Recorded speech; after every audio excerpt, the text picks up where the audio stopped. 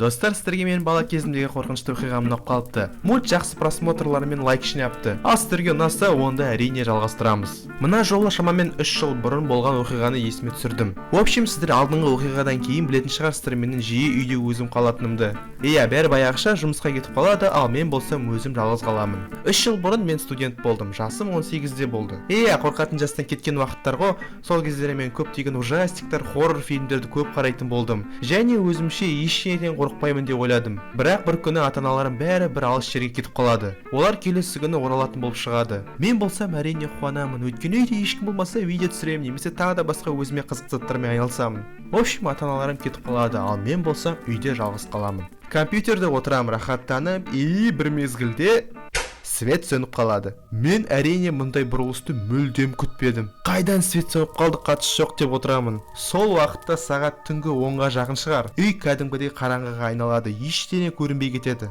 Кішкене қорқа бастаймын. Сағат түнгі 10, жалғыз үйдемін, үйше свет жоқ, бәрі тып-тыныш болып кетеді. Маған әрине бұл ұнамайды.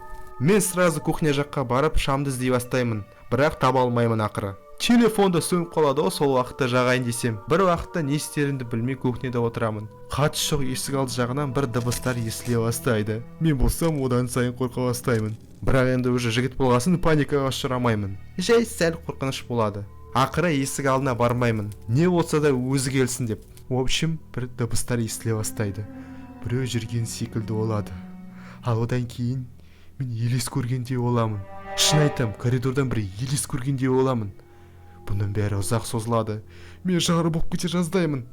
И сонымда свет қосылады. Мен әрине болған өте қуанамын. Ешқандай қорқынышты заттар свет қосылғаннан кейін байқалмай кетеді. Міне достар, осындай оқиға сіздерге ұнаған шығар деген ойдамын. Ал ұнаса, әрине не істейтіндеріңізді сіздер білесіздер. Лайктарыңызды басыңыздар, арнаға тіркеліңіздер, комментарий жазыңыздар өздеріңіздің қорқынышты оқиғаларыңызды. Ең күшті қорқынышты оқиғаны әрине біз прикрепить етіп қоямыз. Сол үшін жазыңыздар. Ал осымен келесі кездескенше сау болыңыздар.